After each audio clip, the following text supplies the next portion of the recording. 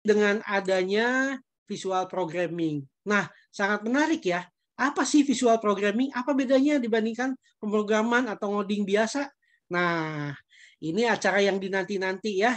Jadi kita akan mendengarkan visual programming yang akan dibawakan oleh Bapak Insinyur Teddy Markus Zakaria MT. Nah, sebelum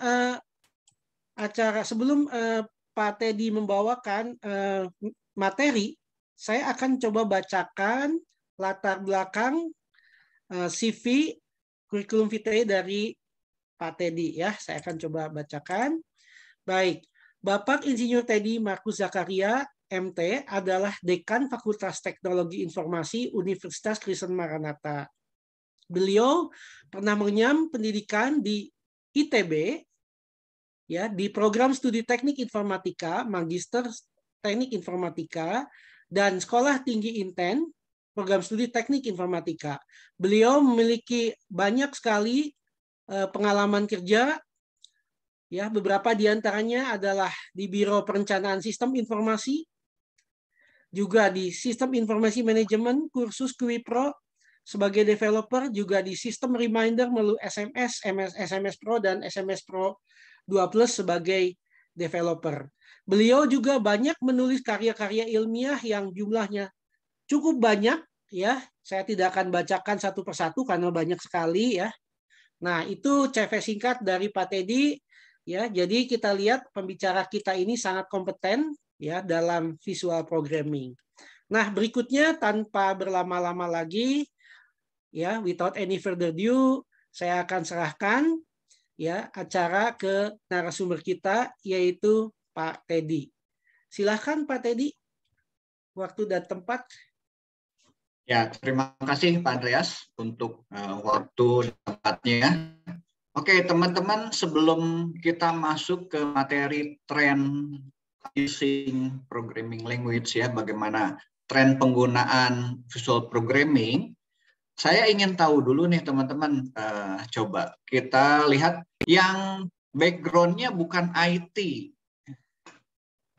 Berapa banyak yang bukan IT? Coba saya mau lihat. Yang bukan IT. Boleh resen? Atau saya pertanyaannya dulu. Cukup jelas ya? Yang background-nya bukan IT. Oke, saya sekarang background-nya semua IT ya. Oke, semua background-nya IT. Oh, ada ya yang background-nya bukan IT. Nah, walaupun namanya masih teman-teman ya, yang ini sudah resen juga chat, ada akuntansi. Jangan kecil hati, yang akuntansi ataupun katakanlah bukan background IT, ini menjadi saingan sebetulnya bagi orang-orang IT gitu ya. Kenapa? Tadi Pak Andreas sudah sebutkan bahwa programming itu bukan hanya untuk orang-orang IT ya. Sekarang banyak tools-tools ya, banyak tools-tools yang memudahkan. Jadi teman-teman di IT ini kalau yang nggak mau belajar, yang belajarnya biasa-biasa aja, jangan kaget. Kalau tiba-tiba orang-orang dari akuntansi, orang-orang dari sastra, orang-orang dari ekonomi, ataupun dari bidang-bidang lain, dia menyajikan sebuah program yang baik. Kenapa? Karena tools-nya sekarang sudah banyak tersedia. Ya, jadi kalau teman-teman ini IT nggak punya keterampilan khusus, ya, jangan salahkan ya. Nah, saya akan perkenalkan kepada teman-teman itu visual programming language ya. Nanti materinya bisa dengan sertifikat ya. Nah, saya akan coba show teman-teman ya. Saya akan bicara nanti mengenai latar belakang ya, mengenai programming, pemrograman itu seperti apa. Kemudian kita lihat visual programming itu di bidang apa saja gitu kan ya. Saya ketika lihat, wah ini kaget juga ya. Ternyata yang bisa buat program itu bukan hanya anak IT ya, background dari IT, tapi background apapun juga bisa memprogram ya. Kenapa? Karena perkembangan teknologi yang begitu pesat dengan perkembangan industri ya, teknologi industri memacu semua orang itu harus membuat programnya ya. Oke, saya akan show dulu ya. Dan bisa nyimak, nanti kalau ada pertanyaan silakan disampaikan di chat, nanti kami akan memilih 3 penanya yang terbaik ya untuk dapat souvenir yang nanti dikirim ke teman-teman juga ya. Nah, ini kan penggunaan Visual Programming Language. Apa itu sih Visual Programming Language? Ya, namanya ada bahasa pemrograman visual. Bentuknya seperti apa gitu ya. Kalau kita lihat nih, misalnya kalau yang di sebelah kanan nih, ini ada coding-coding seperti ini gitu kan ya. Ini coding-coding ini cukup banyak ya. Saya kalau bikin software itu ya sekitar 10.000, 20.000 baris gitu kan ya. Itu sedikit ya. Paling untuk satu perusahaan-perusahaan kecil ya. Kalau kita bayangkan misalnya perusahaan-perusahaan besar itu code-nya itu banyak sekali. Dan kalau kita baca satu persatu itu membingungkan. Nah, sebetulnya nggak bingung juga karena biasanya nanti dibagi menjadi function-function ya atau kelompok-kelompok programnya. Nah, kita akan lihat dulu ya teman-teman. Nah, programming language ini ya, jadi apa sih programming language? Nah, bahasa pemrograman ya. Jadi bahasa pemrograman itu sebetulnya dia menerjemahkan ya sekumpulan instruksi itu menjadi sebuah vocabulary ya, ada sintak-sintaknya yang dimengerti oleh komputer ya. Contoh misalnya kalau kita ingin menambahkan sesuatu A tambah B gitu kan ya. Jadi nanti mungkin perintahnya bisa add A, B gitu kan ya. Atau misalnya bahasa A plus B seperti itu. Nah itu nanti akan dikonversi ke dalam bahasa mesin. Nah bahasa mesin itu sebenarnya hanya mengerti kata 01, 01, 01, 01. Sama seperti saklar ya, seperti saklar. Nah kita lihat ya bentuk-bentuknya ya, perkembangan generasi ke generasi bahasa pemrograman ini gitu kan ya. Nah saya coba perkenalkan, saya ulas ya, mungkin teman-teman yang biasa di IT mungkin udah biasa seperti ini ya. Nah tujuannya daripada bahasa pemrograman ini adalah mengcompile ya, jadi instruksi-instruksi yang sudah kita buat itu dikompilasi menjadi satu format tertentu yang nanti siap untuk mengerjakan sebuah tugas ya. Complete specific task. Biasanya kita kalau bikin program ya ada fungsinya ini buat ngapain nih ya, sama seperti mesin. Oh dia untuk menjalankan ini kalkulator, saya misalnya untuk mencetak sesuatu, saya untuk menghitung apapun ya, itu bahasa pemrograman ya. Nah kemudian ini generasi ke generasi perkembangannya ya, kita sekarang sudah masuk sebetulnya di era 5 ya, generasi kelima. Pertama kali waktu mesin ya komputer lah ya, komputer ini memproses ini masih menggunakan bahasa language. Ketika saya kuliah ya pernah nyobain seperti ini gitu kan ya, pakai bahasa mesin. Aduh ribet sekali gitu kan. Mesti tahu kodenya, untuk nambah kodenya apa 0110 segala macam. Mesti lihat buku ya, lihat papannya gitu kan. Sulit ya, bikin program itu sulit sekali. Assembly juga sama. Assembly udah bahasanya lebih enak ya. Ada add, ada load, ada save dan segala macam gitu kan ya. Nah, saya bikin program seperti ini aja yang generasi kedua gitu untuk menampilkan jam itu bisa 4 halaman dan makan waktu gitu kan ya. Jadi kita harus ngatur nih counter untuk detiknya, nanti counter untuk menitnya gitu kan ya. Nanti kalau misalnya displaynya seperti apa, wah segala macam repot. Ini pakai repot ya. Fungsinya hanya sedikit ya. Bayangkan kalau misalnya kita fungsi-fungsinya yang banyak sekali, itu akan makan waktu sekali ya. Nah, ke generasi ketiga mulai prosedural ya. Nah, ini bahasanya udah bahasa tingkat tinggi, mulai ketiga, 4, 5 ya. Kalau 1, 2 ini orientasinya ke bahasa mesin lah ya. Jadi orang mungkin program pun yang sederhana-sederhana. Nah, ini generasi ketiga, 4, kelima ya, ini masih ada lah 3, 4, 5. Sebenarnya 1, 2 ini masih ada yang orang pakai juga ya untuk keperluan-keperluan spesifik gitu kan. Nah ini bahasa prosedural ya, jadi udah ada pakai perintah-perintah ya, pakai perintah-perintah ya, misalnya kita untuk nge-print, untuk input dan segala macam udah mudah ya. Nah kemudian nanti yang keempat non procedural language ya, contohnya misalnya kayak syntax SQL gitu ya. Kan nggak perlu ada urutan input proses outputnya ya, jadi dia bisa langsung nih ketika dia mau insert data, mau menyajikan data ya, ini contohnya SQL gitu kan ya. Kemudian object oriented, ya, programming juga masuk di sini. Nah, ini yang kelima, intelligent language, ya, dengan natural language processing, ya, AI masuk di sini. Ini menjadi tantangan bagi kita, ya. Kenapa? Bikin program jauh lebih mudah, ya, karena kita bisa menyajikan abstraknya saja. Nanti yang membuat programnya itu adalah komputer. Jadi teman-teman di IT, ya, yang bilang katakanlah jago programming, ya, ini jadi tantangan juga. Ya, kenapa? Karena orang-orang bukan dari IT pun bisa membuat program. Ya, salah satunya adalah dengan visual programming language. Ya. Nah, jadi nanti akan berkembang terus, bahasanya adalah ke bahasa manusia.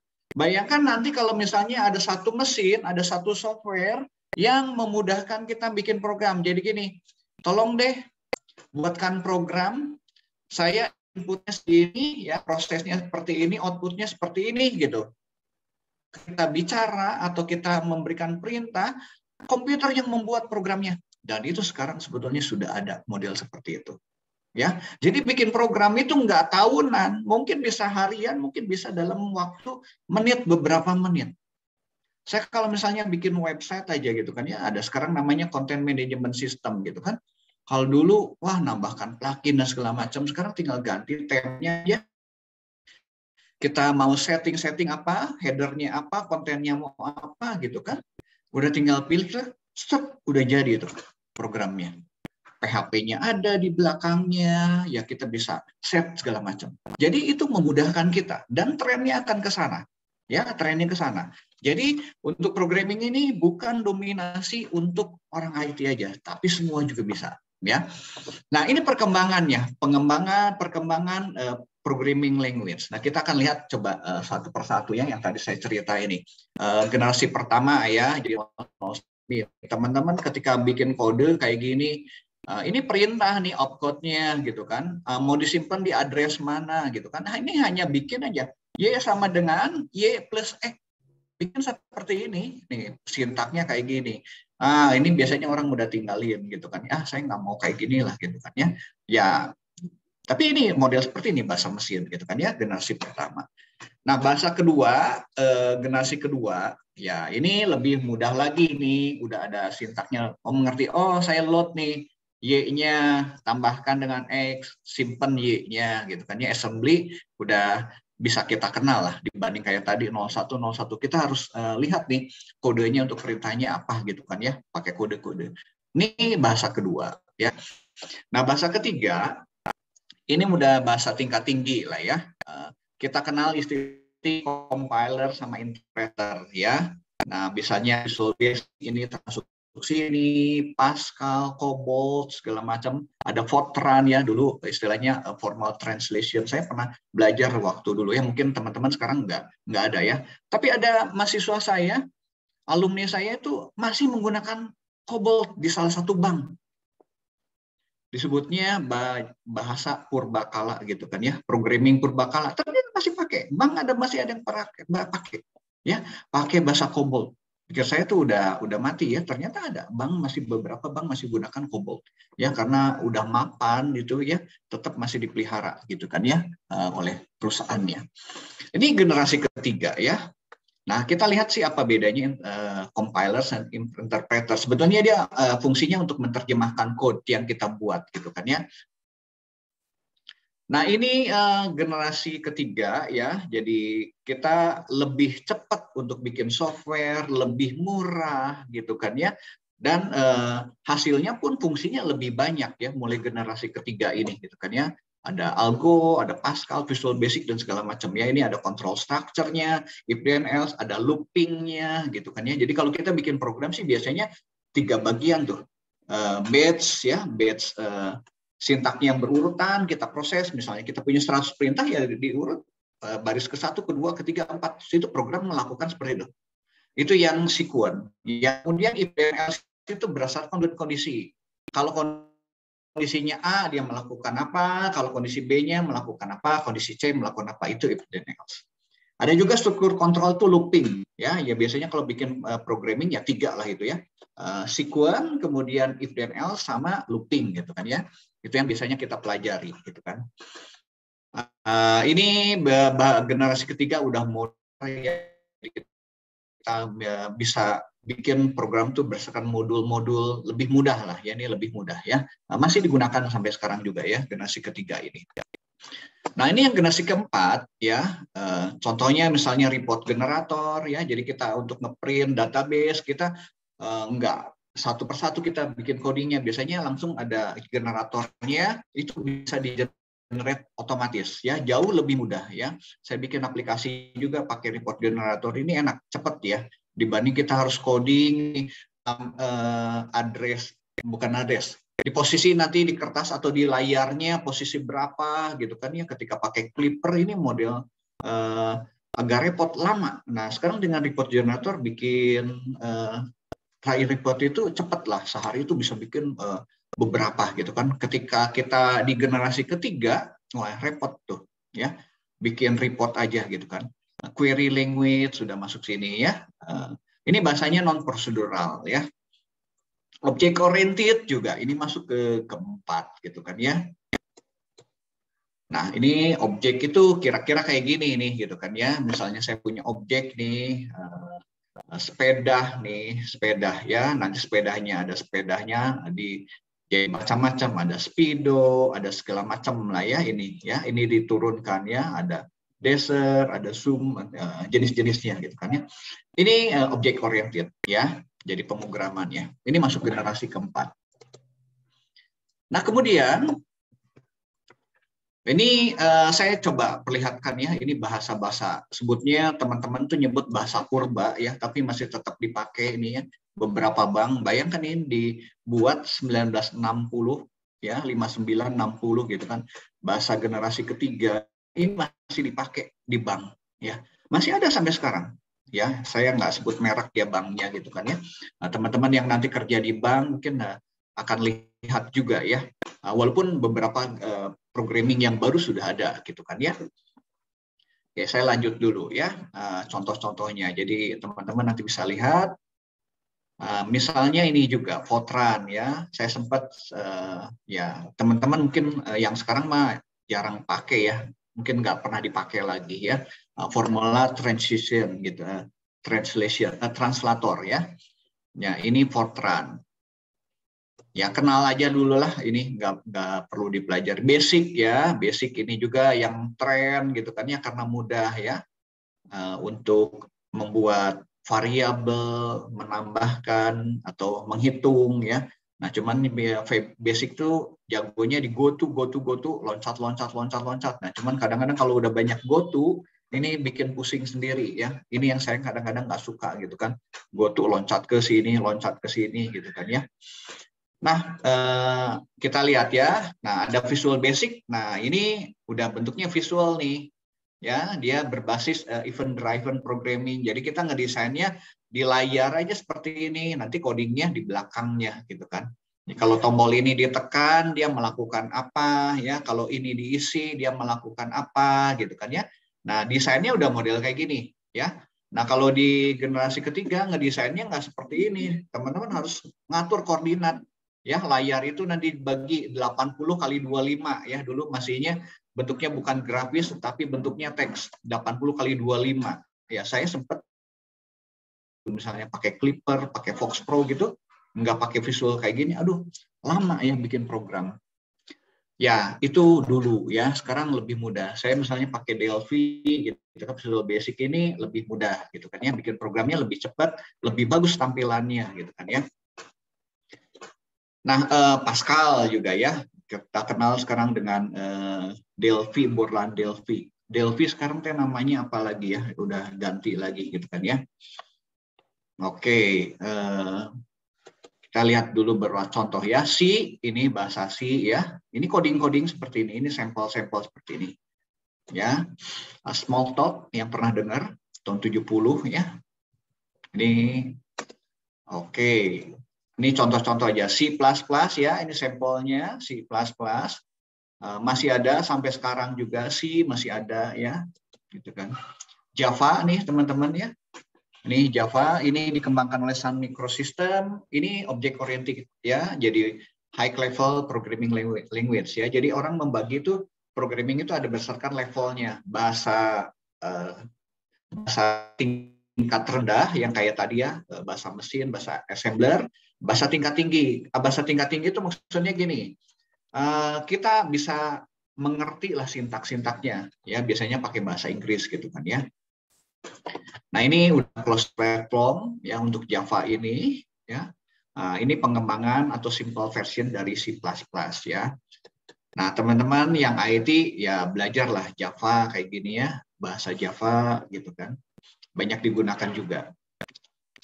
Nah, ini contoh-contoh ya. Kemudian untuk web base nih, web base teman-teman dengar istilah HTML ya, HTML, hypertext markup language ini yang membentuk website ya, halaman web gitu kan ya. Nah, nanti untuk data-data bisa disimpan juga dalam bentuk XML-nya ya. Ini berupa objek juga ya, nanti mungkin kenal istilah JSON dan segala macam lah ya perkembangannya. Nah ini untuk scripting ya, scripting bisa pakai Visual Basic Script ya, VB-Script atau JavaScript. Orang banyak sekarang mungkin pakai JavaScript ya, walaupun ada beberapa masih pakai VB-Script gitu kan ya. Nah kemudian Visual Studio ini salah satu tools ya untuk memprogram ya, untuk memprogram. Oke, kita lanjut dulu yang berikutnya ya. Nah, sebelum saya masuk ke visual programming, ya saya akan perkenalkan dulu ya. Ini teman-teman kalau yang kemarin kita akan bahas mengenai ini ya, testing ya, software quality assurance tuh di sini sebetulnya. Sebetulnya semua ada di setiap bagian quality assurance itu, yang memastikan ketika kita definisikan problem, ini tahapan-tahapan untuk pengembangan software, teman-teman. Ya, atau istilah PDLC gitu kan ya, Program Development Life Cycle. Kira-kira bisa 5 atau 6 orang ngebagi ya. Jadi kita definisikan dulu permasalahannya apa, kemudian kita ngedesain, baru bikin codingnya nanti dites, ya atau debug ya. Nanti kita biasanya integrasi atau formalizing solutionnya ya. Nanti implementasi, kemudian kita lakukan maintenance ya. Ini masih lakukan seperti ini. Kemudian sekarang dengan adanya teknik-teknik lain ya, prototype, agile seperti ini ya, tahapan-tahapannya sebetulnya nggak kucuk ke sini. Cuman nanti dia sistemnya backlog ya, atau bikin sprint-sprint yang lebih kecil gitu kan ya. Jadi kalau ini biasanya ngedesain dulu ya, define dulu, ngedesain dulu, coding gitu kan. Wah, jadi waktunya lama. Nah, biasanya sekarang modelnya pecah-pecah. Oke, kita punya problem yang besar, kita pecah-pecah problem kecil. Yang mana dulu yang mau dikerjakan gitu kan ya, dengan sistem agile ya atau scrum seperti itu, salah satu metodenya. Jadi dibagi menjadi kecil-kecil. Oke, misalnya sprintnya setiap 1 minggu atau 2 minggu sekali gitu kan ya. Kita jadi satu produk. Nanti produk-produk itu kan sudah punya gambaran besar, nanti tinggal gabung.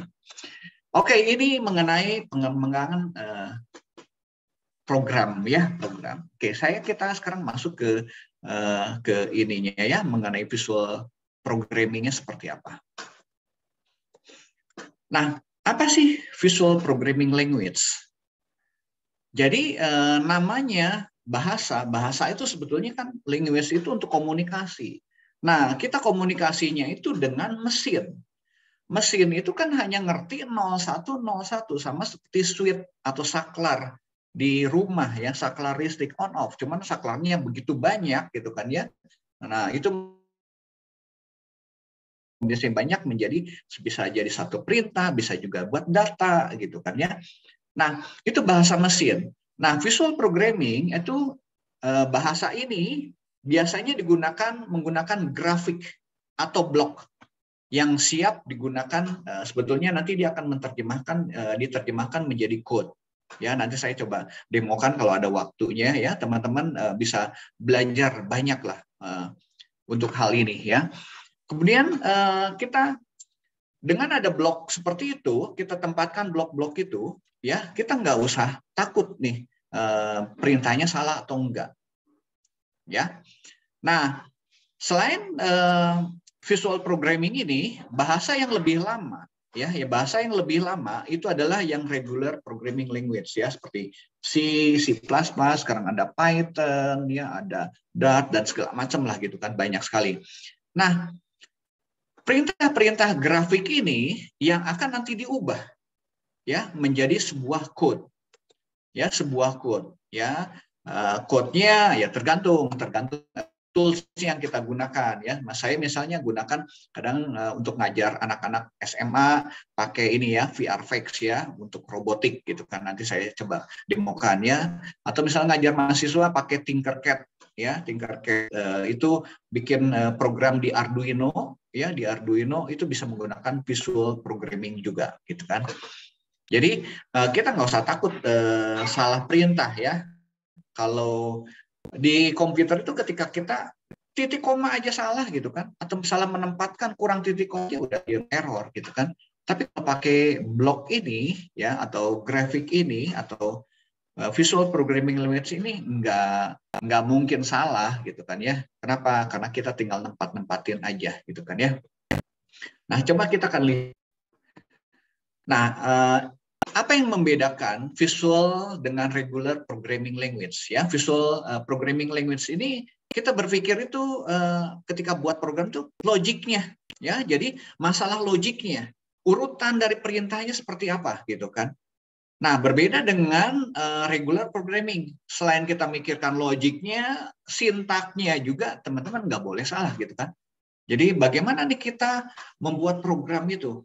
Kadang-kadang kita ya kalau yang awal-awal cukup pusing dengan sintaknya gitu kan ya. Kadang-kadang mesti lihat buku atau lihat panduan ya, copy paste gitu. Kadang ada perintah yang panjang sekali gitu kan ya, dengan parameter-parameter tertentu. Nah, dengan visual programming ini jauh lebih mudah. Nah, biasanya anak-anak SD, SMP, SMA ya diperkenalkan seperti ini supaya dia senang dulu. Kenapa? Karena ketika kita lihat coding, orang udah mumet, ya, mumet, ya. Kalau yang apalagi dan anak-anak IT pun gitu kan, yang pertama kali masuk semester 1, semester 2, ketika mereka belajar bahasa pemrograman, aduh, ya 30% lah gitu kan, atau setengahnya kadang-kadang ngeluh, ini susah Pak, ini susah gitu kan. Karena lihat coding begitu banyak, lihat sintaknya gitu kan ya, lihat sintaknya. Selain berpikir logikanya gitu kan.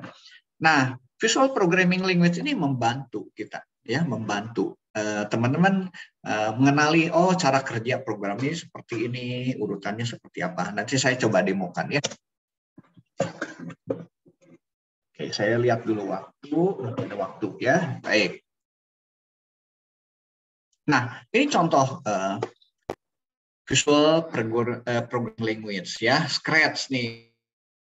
Ini yang terkenal dari MIT ya, bisa membuat game, membuat street, animasi ya, yang drop gitu kan ya. Ini dari Google juga ya. Dari Google kita bisa gunakan programnya. Nanti saya coba demokan. Kemudian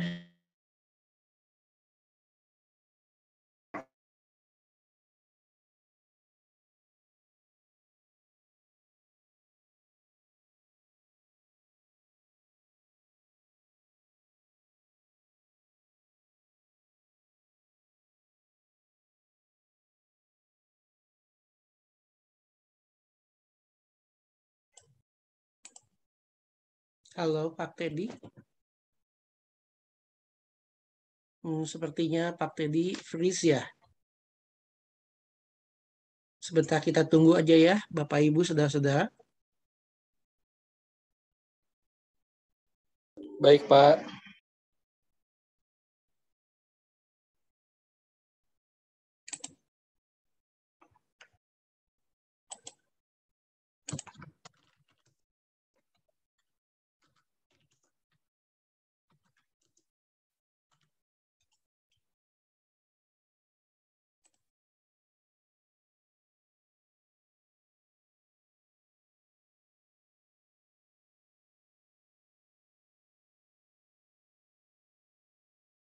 Ya, ya kita tunggu Pak Teddy-nya ya. Menarik ya. Duh, sayang sekali nih.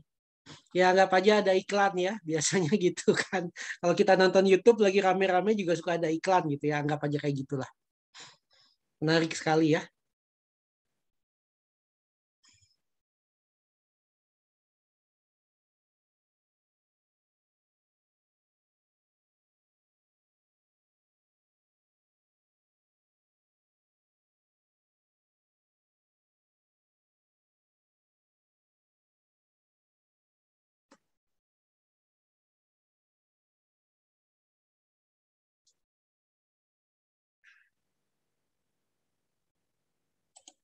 Baik, sambil nunggu Pak Teddy, mungkin di sini ada anak IT ya?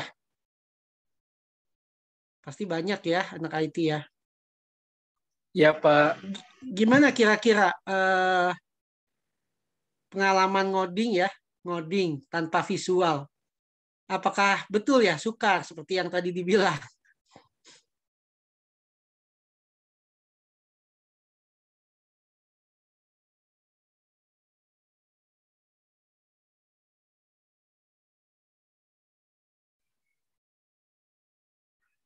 Jadi inget Fortran ya, saya juga pernah ngoding dulu pakai Fortran. Tapi Fortran lumayan maju sekarang.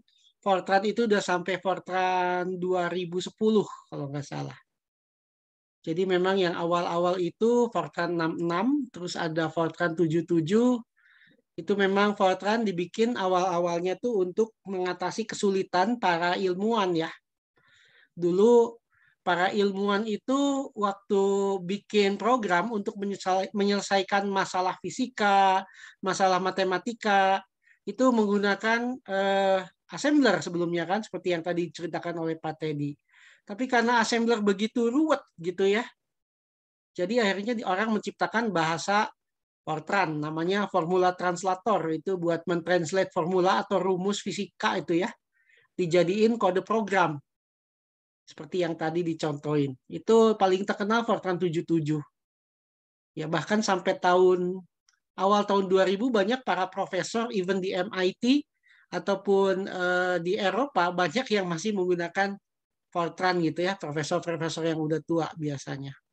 Tapi kalau anak-anak mudanya, ilmuwan-ilmuwan yang baru-baru biasanya menggunakan C++ ya untuk menyelesaikan masalah fisika, biologi, matematika gitu.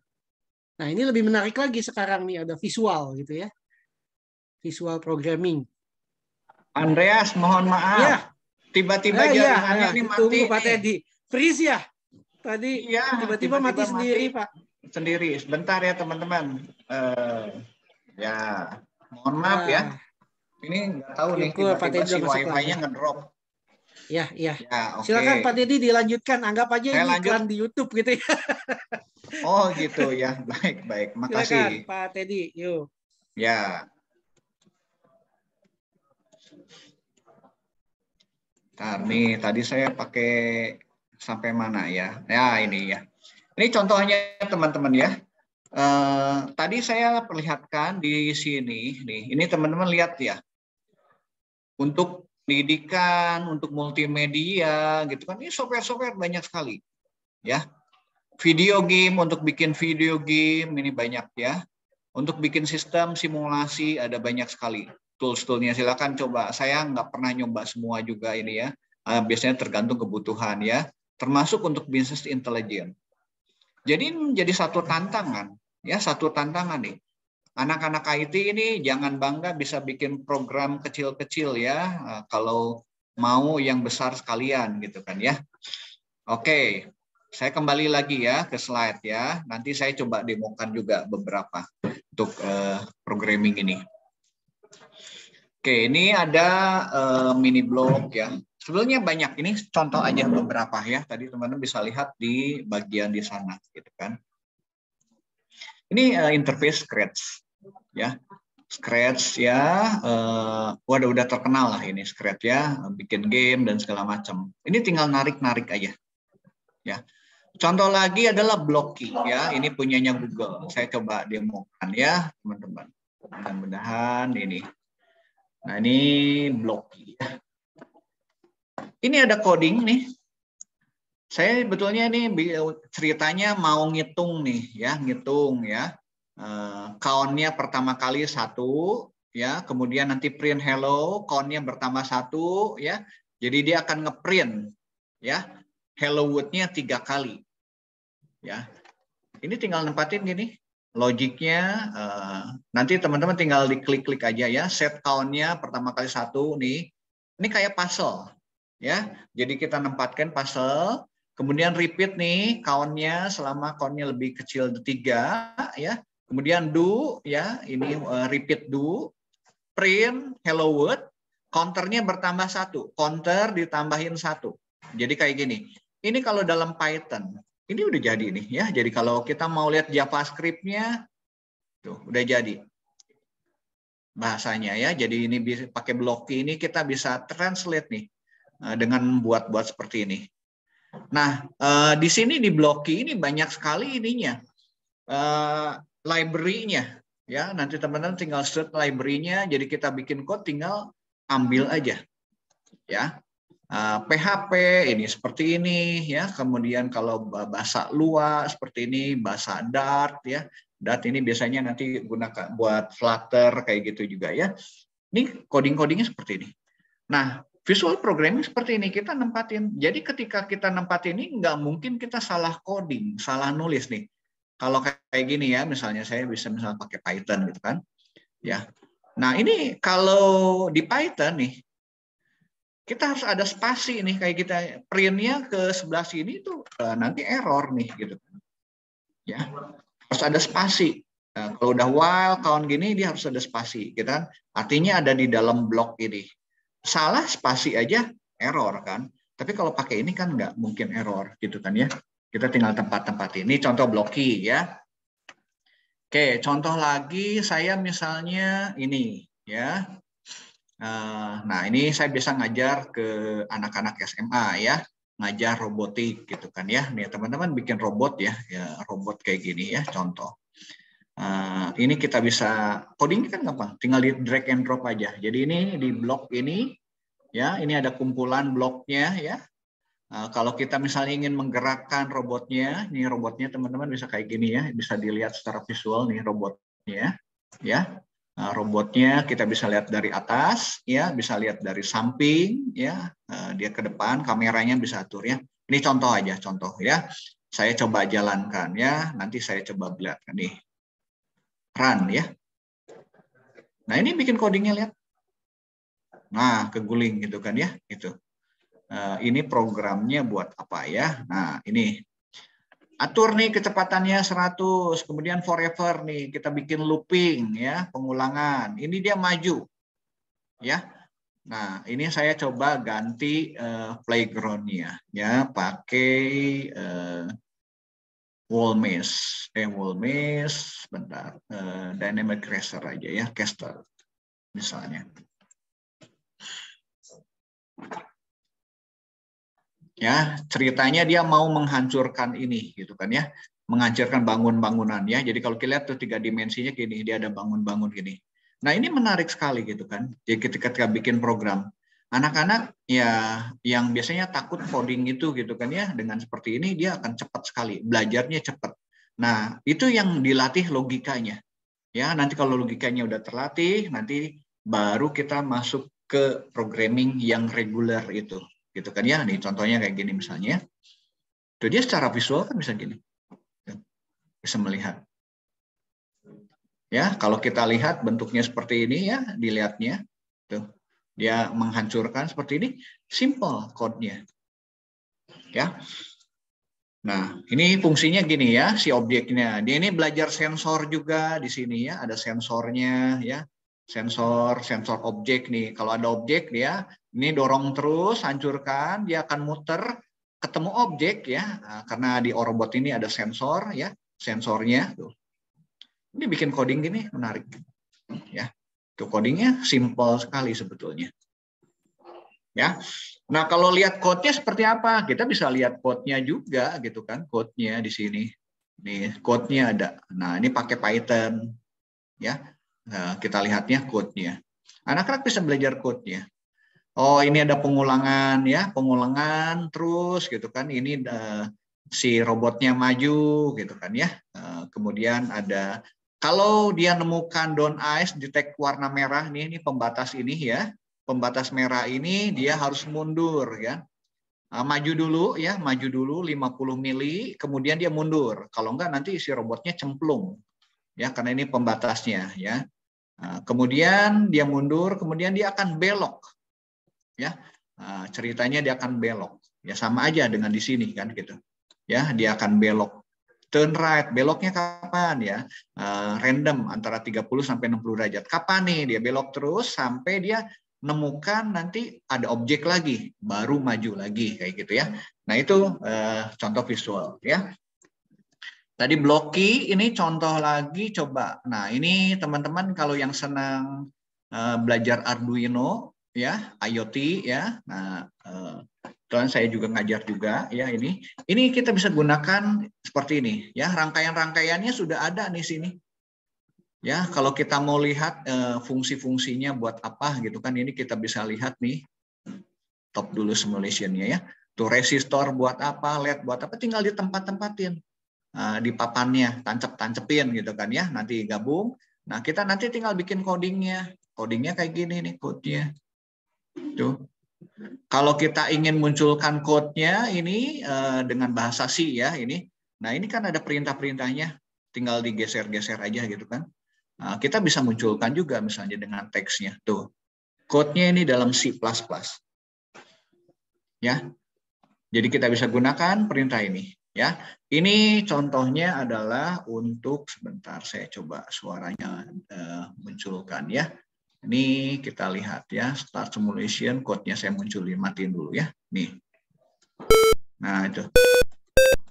Nah ini kita bikin tombol ya. Nah, lihat secara visual kita bisa lihat ya, gitu kan ya.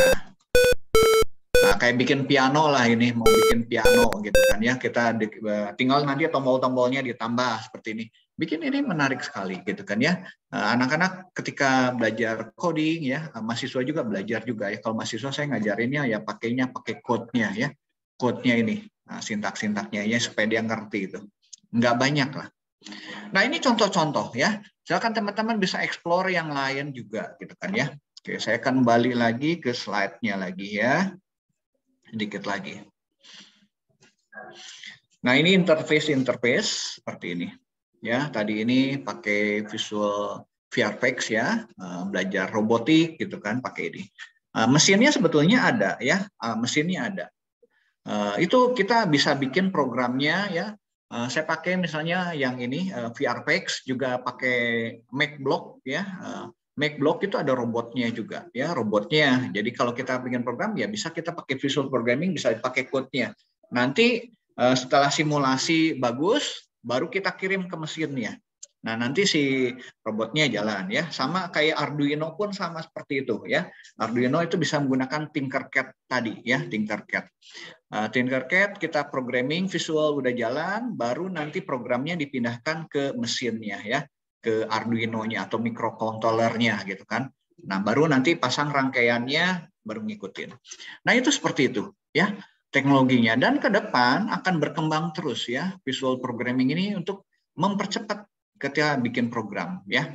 Oke, kita lanjut dulu ya dikit lagi ya. Nah, ini aplikasi-aplikasi yang tadi saya sebutkan ya, aplikasi ada untuk multimedia ya. Teman-teman mau di multimedia juga dia codingnya jago ya, jago. Jadi ketika kita bikin misalnya tampilan-tampilannya kayak di televisi kan itu bagus-bagus ya visualnya gitu kan. Dia modelnya seperti itu juga. Jadi ada code-code tertentu dia tinggal drag and drop aturannya seperti apa, nanti udah jadi gitu seperti itu. Ya, memang alatnya mahal ya, softwarenya biasanya untuk multimedia ini mahal gitu kan ya. Ada untuk educational ya, seperti ini. Ada juga untuk bikin video game ya, salah satunya Scratch seperti itu.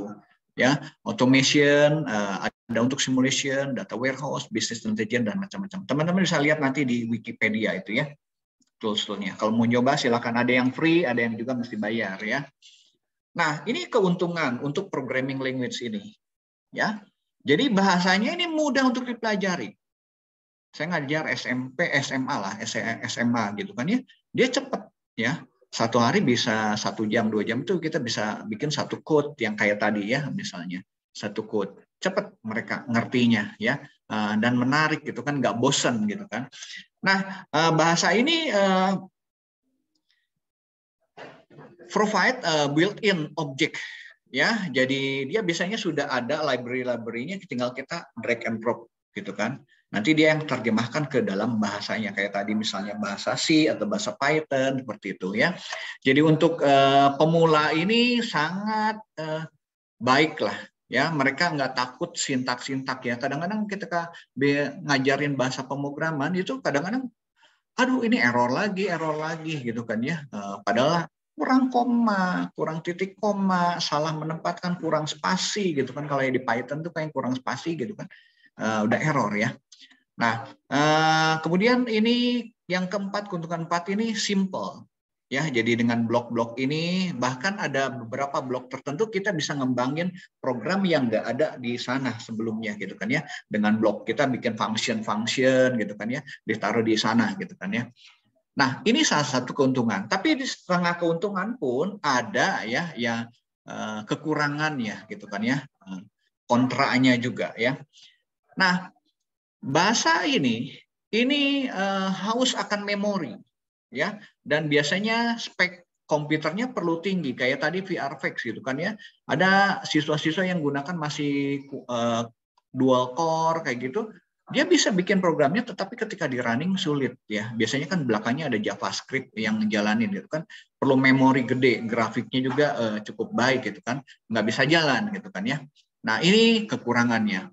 Kemudian beberapa program hanya jalan di beberapa sistem operasi. Kalau yang di Windows ya di jalan di Windows, nggak bisa nanti di Mac gitu kan ya.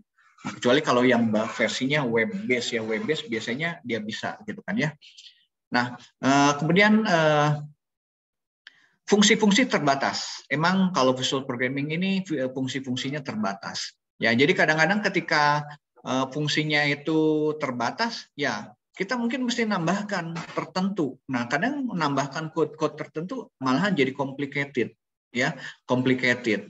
Nah, itu yang kadang-kadang orang kalau untuk advance biasanya nggak menggunakan ini, gitu kan ya. Nah, jadi untuk teman-teman yang IT ini, ya bolehlah ini belajar ini buat pengetahuan gitu kan ya, mengetahui sampai level tertentu oke lah, baik ya. Tapi kalau misalnya untuk advance, ya nggak tahu nanti ke depan ya, ke depan. Kalau orang nanti bikin dengan adanya artificial intelligence, modelnya blok-blok seperti ini jauh lebih mudah. Bahkan mungkin komputer yang nanti akan membuatkan programnya gitu kan ya, karena dia udah model. Kalau komputer program kan sistemnya blok kayak gitu ya, atau function atau prosedur gitu.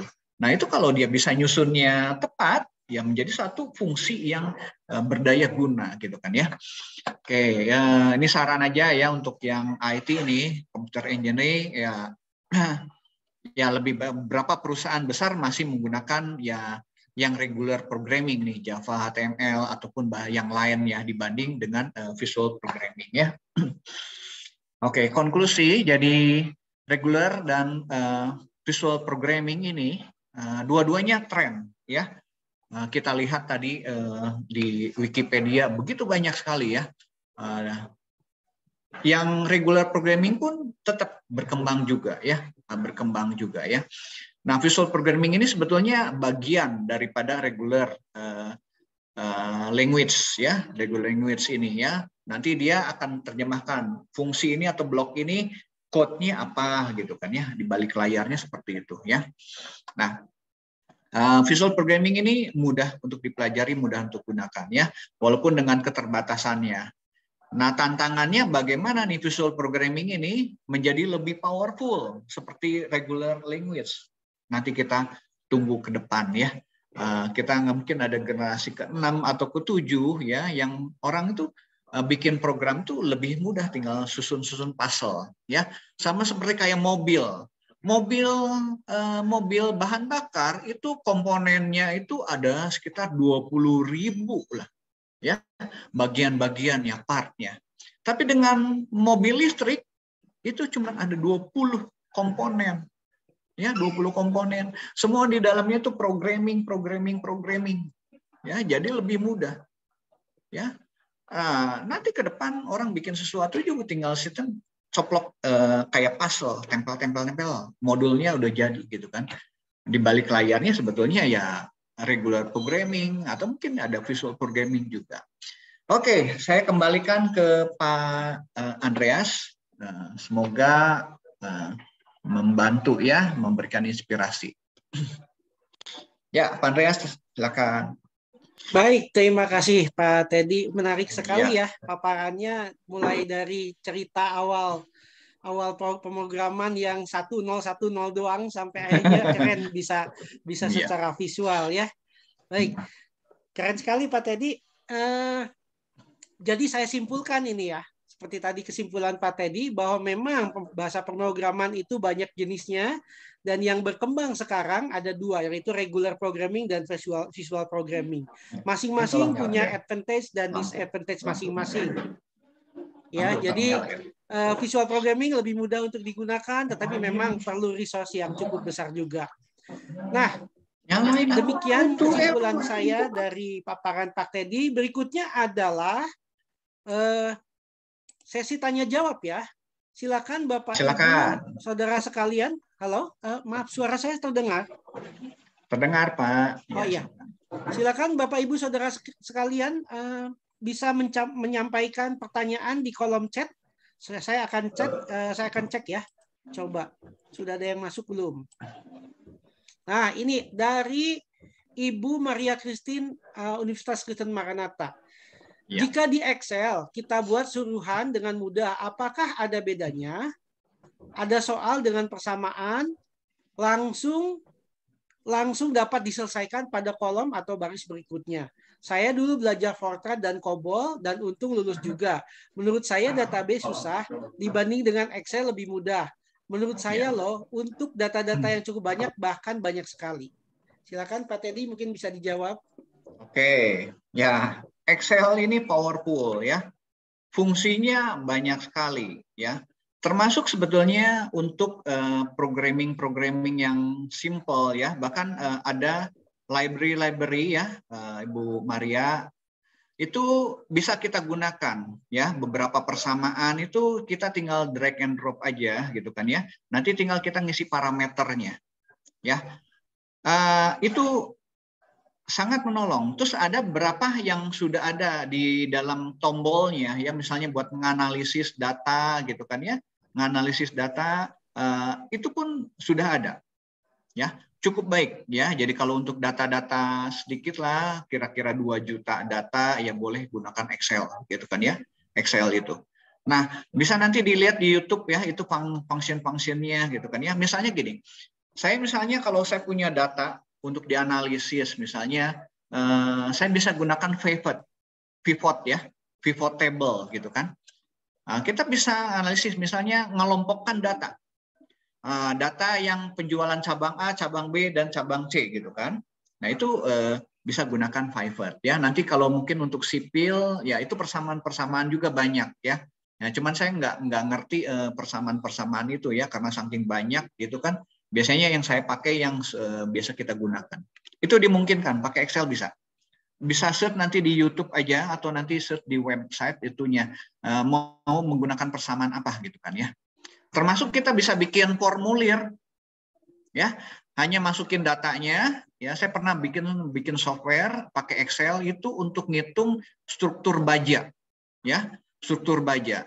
Jadi dia pilih modelnya ini, ukuran bajanya mau apa gitu kan ya, mau ketebalan segala macam. Saya tinggal masukin di formnya itu. Nanti udah keluar satu lembar itu udah resume harganya apa, pakai baja apa gitu. Udah jadi dan itu dipakai oleh perusahaan ya, ada perusahaan baja ya di Bandung gitu kan, dia pakai gitu, pakai software. Saya bikinnya pakai Excel gitu. Jadi memungkinkan. Ya, semoga menjawab. Yuk, makasih Pak Teddy. Ya, sama-sama Bu Maria. Keren sekali ya Pak Teddy ya, pakai Excel ya. Bisa ngoding juga di Excel ya, pakai bisa. Visual Basic mungkin ya Pak Teddy. Ya, ada VB script-nya bisa. Ya. Pakai makro ya biasanya ya. Ya. Baik, berikutnya ada pertanyaan lagi nih dari Kevin. Izin bertanya Pak, bersama dengan OpenAI, GitHub Copilot dirancang dapat menghasilkan kode yang aman dan efektif. GitHub Copilot merupakan teknologi AI yang dikembangkan untuk memudahkan programmer membuat program. Bahkan bisa membuat skrip dengan hanya menuliskan dengan bahasa manusia biasa. Pertanyaannya, apakah dengan adanya GitHub Copilot dapat menggantikan programmer? Wah, ini challenging pertanyaannya. Silakan, ya, ini challenging. Tantangan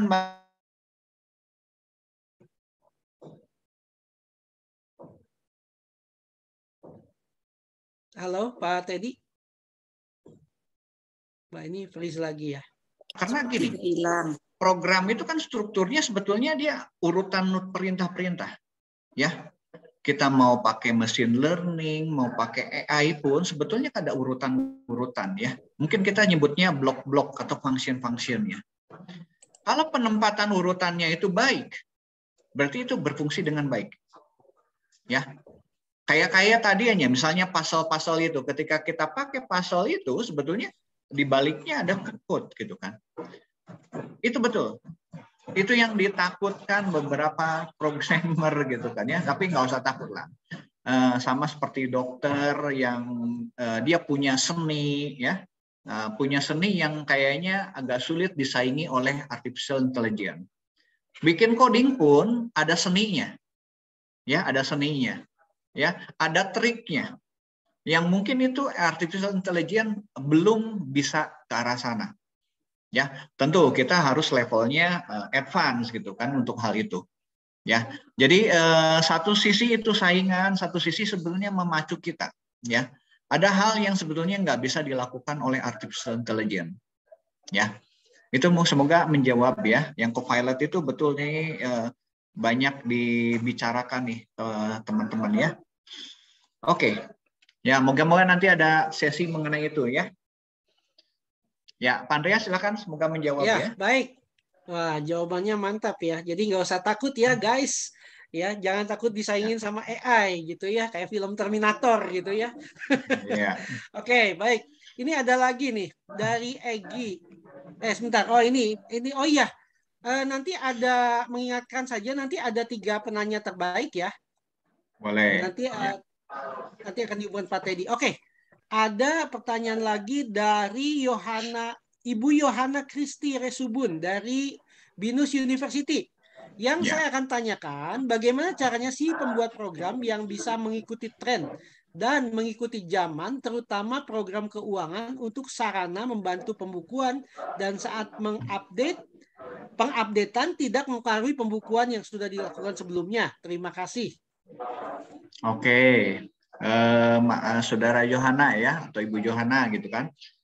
Nah, ada namanya CMS ya, CMS Content Management System kalau misalnya mau web based gitu kan ya.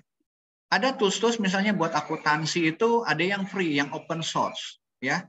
Saya pernah pakai misalnya namanya Front Accounting ya. Itu tinggal install, penjualannya ada di sana, pembeliannya ada di sana ya. Kemudian ada jurnalnya ada di sana, reportnya udah di sana. Tinggal kita setting. Ya, itu salah satu. Sebenarnya banyak ya. Nanti kalau yang advance mungkin pakai Odoo gitu kan ya, dan yang lain.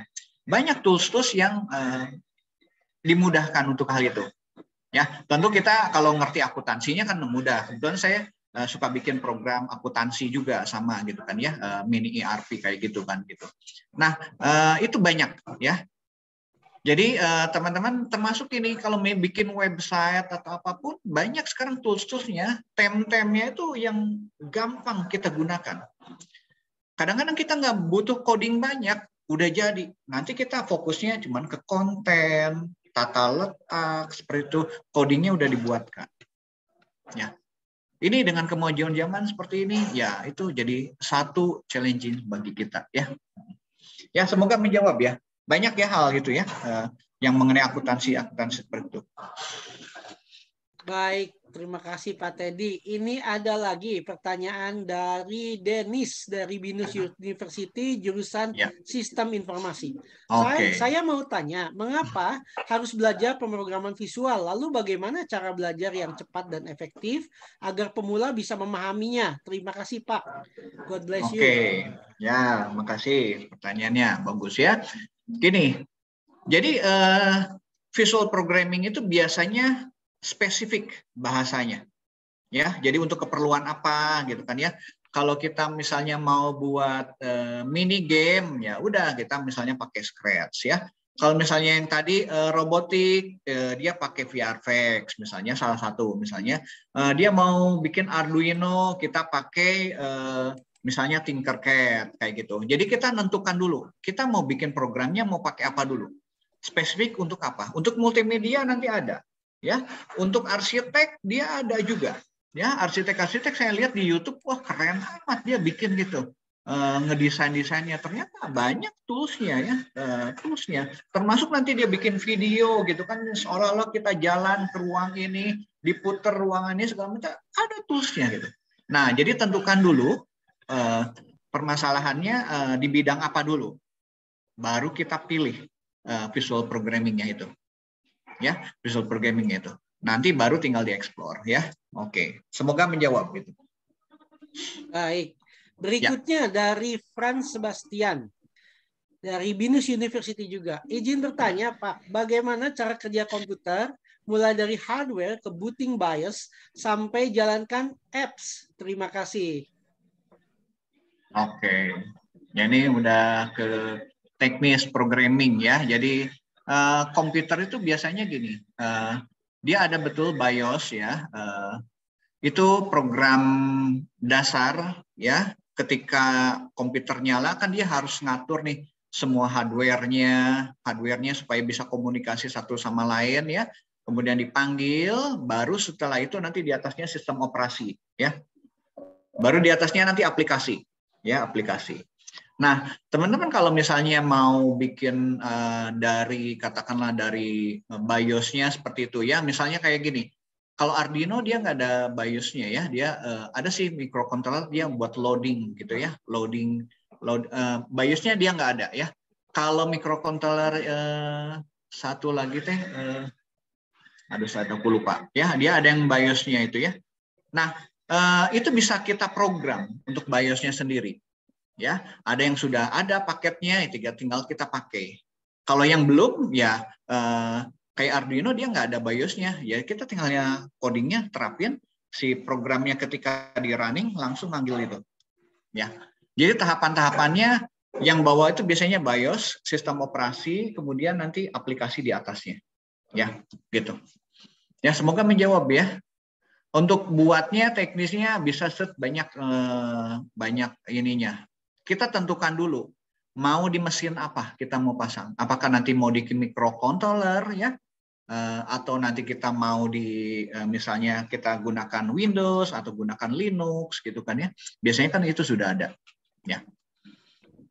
Oke. Baik, terima kasih menjawab. Pak Teddy ya. Pertanyaannya tentang hardware ya jadinya ya. Wah, mulai rame ini ya, banyak pertanyaan. Ada lagi nih yang bertanya dari Kevin ya, Kevin Christian dari Binus University juga. Ya. Selamat pagi Pak, saya Kevin dari Binus University. Saya ingin bertanya, dengan berkembangnya zaman, programming menjadi sebuah hal yang banyak digunakan. Pertanyaan saya, apakah ada cara lain dalam pembuatan sebuah program selain menggunakan programming? Terima kasih. Ya. Oke, komputer kan ngertinya hanya sebetulnya 0101 gitu kan ya.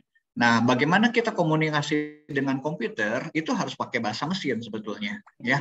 Nah, cuman bahasa mesin tuh repot, terlalu lama. Ada bahasa tingkat tinggi yang memudahkan orang itu pokoknya kita bahasa manusia ini nanti diterjemahkan ke dalam bahasa mesin. Konsepnya seperti itu ya kalau programming. Nah, ada nggak yang katakanlah tanpa programming? Ya, nah gini, programming itu sebetulnya kumpulan instruksi. Jadi ketika kita komunikasi dengan komputer harus pakai kumpulan instruksi itu, yang kita namakan program. Jadi tanpa programming, tanpa program sebetulnya nggak mungkin kita komunikasi dengan komputer, ya tanpa program. Nah masalahnya sekarang bagaimana cara membuat program itu? Tekniknya ada yang tadi pakai regular, ada yang pakai visual, ya visual programming. Mungkin ke depan orang hanya ngomong aja gitu kan, ngomong, dari ngomong itu nanti diterjemahkan oleh komputer bahasa pemrogramannya. Orang ngomong, tolong deh buatin sih website model seperti ini, kita ngomong, dia nanti kasih pilihannya. Kamu mau pilih website apa nih? Mau untuk restoran, mau untuk rumah sakit, mau untuk profil apa? Dia milih gitu kan. Oh, kamu pilih ini. Tetap nanti ada option-optionnya seperti itu ya. Biasanya pasti kan komputer mesti tahu optionnya itu. Nanti dia pilihkan mau model seperti ini enggak? Ya, oke. Tinggal kita milih-milih. Oke, jadi generate programnya jadi. Tetap di baliknya ada program ya. Cuman cara memprogramnya itu mungkin ke depan itu jadi jauh lebih mudah. Jauh lebih mudah. ya. Beda dengan tahun-tahun sebelumnya gitu kan ya. Nah, itu menjadi satu tantangan bagi kita gitu kan ya. Tetap harus program ya untuk berkomunikasi dengan komputer. Makasih, semoga menjawab. Ada lagi pertanyaan, Pak? Masih ada waktu nih ya. Ini dari Dian Karina Setia, Binus University juga nih. Selamat pagi Pak, nama saya Dian dari Binus University ingin bertanya bagaimana cara menyesuaikan diri dengan lebih cepat ketika menerapkan visual programming di tahap masih pemula dan masih belum terlalu mengetahui tentang cara membuat bahasa pemrograman tersebut. Terima kasih banyak. Oke, teman-teman, kalau belajar program itu 3 ya yang saya selalu ajarkan ke siswa saya tuh. Belajar programming itu yang pertama adalah yang sequence, urutan perintah ya. Jadi kan komputer itu kan pasti ada input, ada proses, ada output. Gitu kan ya. Input, proses, output. Misalnya saya mau menghitung nih C sama dengan A tambah B. Ya. Oke, inputnya apa? Saya butuh inputnya, A-nya perlu diinput nih, mau masukin bilangan berapa? B-nya mau masukin berapa? Ya, oke, ini yang pertama inputnya. Kemudian prosesnya, rumusnya kita tulis. C sama dengan A plus B misalnya, itu prosesnya. Kemudian C-nya ingin kita print, output. Ya, tinggal print C-nya, gitu kan ya. Nah, itu sequence. Ya, sequence misalnya. Jadi ada input, proses, ada output. Nah, yang kedua adalah if then else. Nah, kadang-kadang kita perlu menyelesaikan beberapa kasus. Misalnya kalau ada 2 kasus nih. Saya misalnya gini, kalau hasilnya negatif nih, ya negatif mau diproses apa? Misalnya gini nih. Misalnya dalam logika itu kalau kita mau transfer uang nih. Kita nggak mungkin kan transfer uang itu jumlahnya melebihi saldo yang ada di rekening kita kan. Misalnya uang kita ada 500.000 nih. Kita nggak boleh, pasti nggak akan diperbolehkan oleh program itu. Saya transfernya 600.000, saldo Anda nggak cukup. Nah, itu kan kasus seperti itu, ya. Nah, kasus. Jadi kalau uangnya nggak cukup, dia kasih tahu nih, uangnya cukup, boleh transfernya jalan, nih ya. Nah, dalam kehidupan sehari-hari begitu. Itu gunakan if then else. Pemilihan kondisi, ada kondisi, ya. Satu lagi adalah looping. Looping itu pengulangan. Jadi kalau ada perintah-perintah yang selalu sama, jangan kita tulisnya banyak, nanti perintahnya emang banyak. Repot nanti ketika kita modifikasi. Nah, kalau ada pengulangan-pengulangan, kita gunakan repeat until, gunakan while do, gunakan for next, ya tergantung nanti bahasanya mau apa gitu kan ya, istilahnya. Yang penting looping, 3 itu. Nah, nanti belajar yang lainnya fungsi-fungsi untuk memudahkan kita ya. Fungsi untuk integer, fungsi untuk date, seperti itu. Ya, kira-kira belajar programming seperti itu. Ya, nggak sulit teman-teman. Jadi kalau kita ngerti konsepnya, belajar tadi yang sequence berurutan, programnya simple lah, berurutan. Sekarang pakai if then else. Nanti mungkin ada case atau suite, tergantung bahasanya gitu ya. Nah, baru nanti looping. Nanti belajar function-function untuk memudahkan kita, fungsi-fungsi ya. Mengubah sesuatu menjadi sesuatu gitu kan ya. Inputnya A menjadi B ya, inputnya C jadi apa gitu kan. Itu belajar fungsinya. Tinggal belajarnya gimana? Cari di internet, kalau nggak baca di buku, oh fungsi ini untuk apa, fungsi apa. Nggak usah dihafal ya. Nanti kalau sering pakai tahu, oh untuk konversi, saya untuk menghitung ini ada fungsinya apa ya. Fungsi logaritma, absolut, fungsi kuadrat dan segala macam kita tinggal pakai ya. Itu sih intinya ya. Semoga menjawab ya. Pak Andreas, waktunya udah cukup gitu. Masih ada lagi yang mau bertanya Bapak Ibu?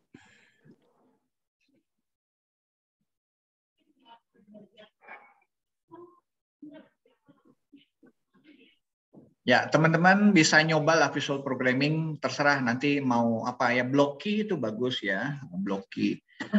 Mau pakai toolsnya, tergantung domainnya mau apa.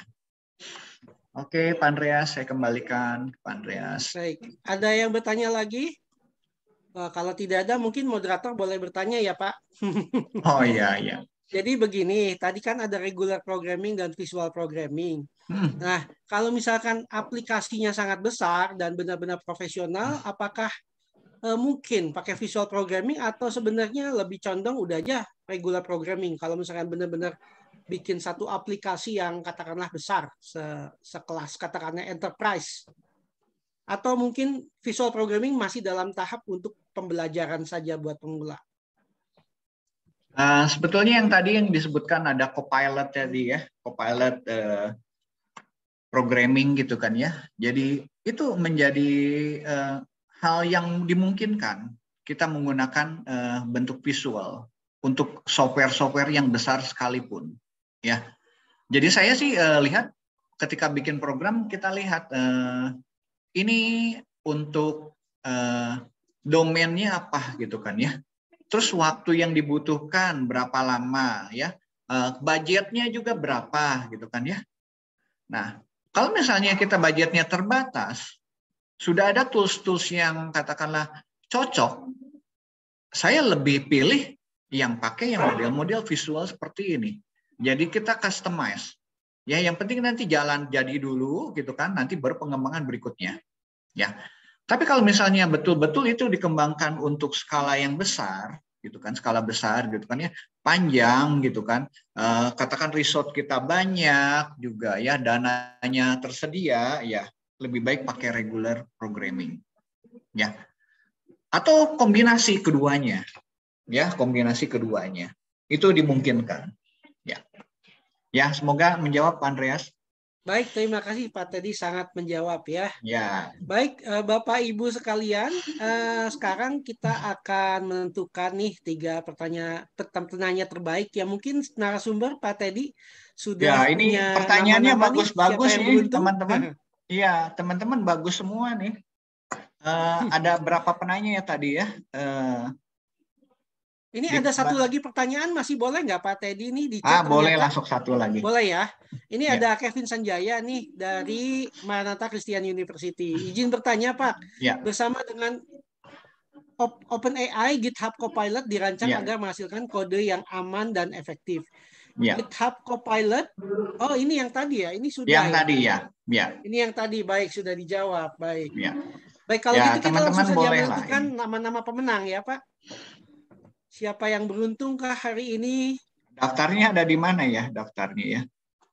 Daftarnya ada di sini Pak, sebentar saya kasih. Coba di tele ya, di tele ya. Ya, saya kasih di Telegram dulu ya Pak. Telegram ya. Ini banyak yang nanya nih, wah luar biasa nih teman-teman. Ini pertanyaannya bagus-bagus, saya bingung nih milihnya. Itu Pak Teddy sudah saya. Ya, sudah dapat ya. Oke, teman-teman saya bentar ya milih ya. Milih ya, ini bagus-bagus lah. Jadi ini saya coba pilih acak aja ya. Penanya ke-1, kedua, ketiga aja lah. Ada Maria Christine, ada Kevin, ada Yohana. Ya. Itu aja Pak Andreas. Baik, bisa diulangi Pak tadi? Maria Christine, Ibu Maria Christine, ada Yohana Christine. Ibu Maria Christine, lalu siapa lagi Pak? Yohana Christi. Ibu Yohana Christi dan? Satu lagi Kevin ya, Kevin. Satu lagi Kevin. Ya, Kevin Sanjaya ke-1, ya, kedua, ketiga lah ya. Oke, ya, baik. Pertanyaannya bagus nih semua teman-teman, bagus. Ya. Baik, tolong yang tadi disebut namanya pemenang yang beruntung ya. Tolong tulis namanya di nama lengkap, alamat lengkap supaya bisa dikirim sama lewat handphone, pos ya. Atau lewat kurir ya. Ya. Cindra matanya, silahkan. Kirimnya ke siapa? Nanti mencatat, ke Egi ya? Kirim ke Egi aja. Baik, Egi kirim hadir. ke panitia, ke Pak Egi ya, silakan. Ada Egi. Saya atau aja, Egi, Pak. Ya Egi yang kontak ya ke itu ya. Baik. Ya, berikutnya adalah kita akan sebentar. Kita akan foto bersama ya. Iya. Jadi sangat benar-benar sangat tidak terasa ini waktu ya, saking topiknya menarik nih ya. Kita sudah hampir penghujung akhir acara ya. Kita akan foto bersama. Oh ya, sorry. tadi saya ada yang lupa, selain nama lengkap, alamat lengkap, juga nomor handphone atau WhatsApp supaya bisa dihubungi ya. Supaya nanti kami bisa mengirimkan cindera matanya ke alamat yang benar. Silahkan ya. Ke Pak Egi, mohon Bapak Ibu chat ke Pak Egi. Nah, berikutnya kita akan foto bersama. Silahkan, operator foto mungkin Pak Raja mungkin bisa mempersiapkan dan memberikan aba-aba. Baik Pak Andreas, jadi di sini Bapak, Ibu, dan rekan-rekan diminta untuk membuka kameranya. Oke, saya kasih waktu beberapa menit. Nanti exit tiket jangan lupa ya di show ya. Untuk sertifikat, pembagian sertifikatnya ya. Ya, baik Pak. Ya, makasih.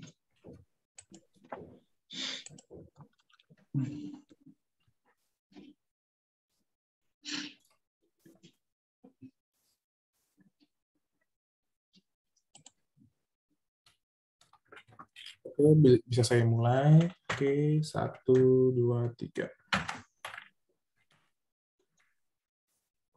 Oke. 1, 2, 3.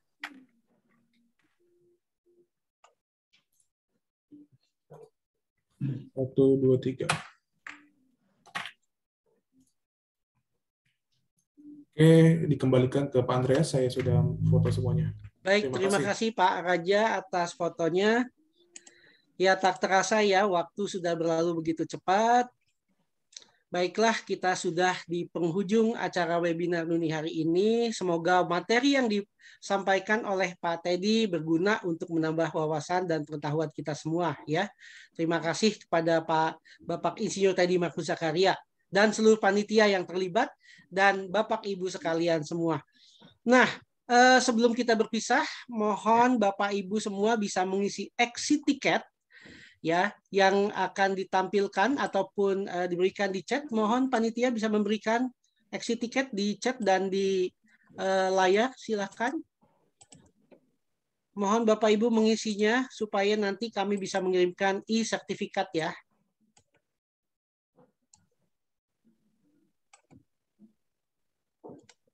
Silakan panitia, apakah ada exit tiketnya di chat?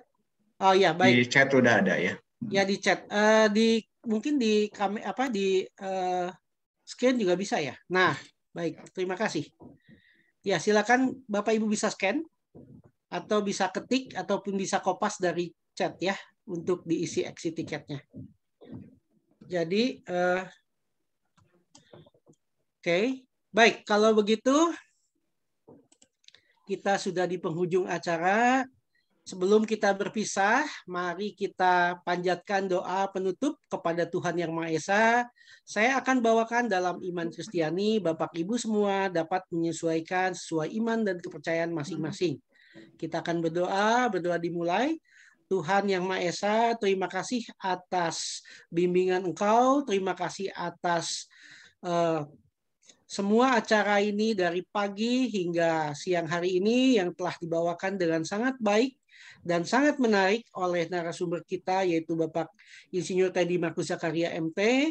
Biarlah ini semua dapat menjadi pengetahuan buat kami semua, buat para hadirin semua, supaya dapat menjadi sesuatu yang berguna dalam kehidupan akademik maupun kehidupan sehari-hari yang dapat digunakan oleh kita semua untuk kemajuan bangsa Indonesia ini. Terima kasih atas bimbingan Engkau Tuhan. Biarlah kami semua dapat mengakhiri acara ini dengan baik dan dengan sukacita. Hanya di dalam nama Tuhan Yesus kami sudah berdoa dan bersyukur. Amin. Amin. Demikianlah acara sudah selesai. Terima kasih Bapak Ibu semua. Terima kasih panitia. Terima kasih narasumber. Salam sehat semuanya.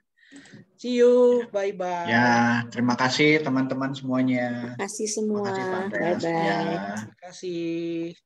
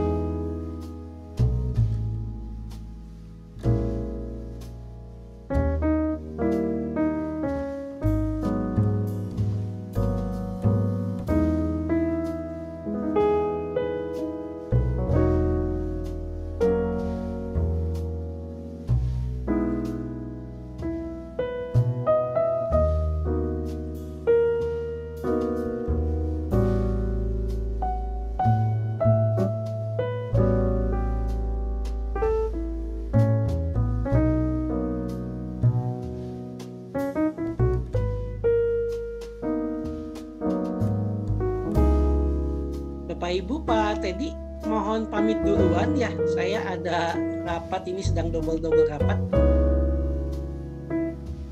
Ya, makasih Pak Andreas. Oke. Yuk, sama-sama Pak Teddy. Ya, oke. Yuk, mari izin live ya. Ya. Yuk.